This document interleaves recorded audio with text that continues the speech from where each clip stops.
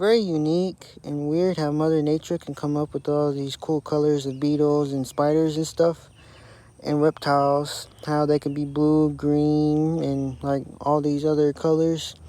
But yeah, it's just weird how Mother Nature works, but she works in her beauty ways with most of the insects that we have around today, even insects that are evolving into, like, I don't know, different things. But yeah, the insect world and the reptile world, the animal world, whatever, is very unique in all kinds of ways. Even by the way, some of them might be pesky or harmful to the environment, but yeah, it's just cool how Mother Nature works. But if you like this video, drop a like, subscribe, and leave a comment, and much appreciated.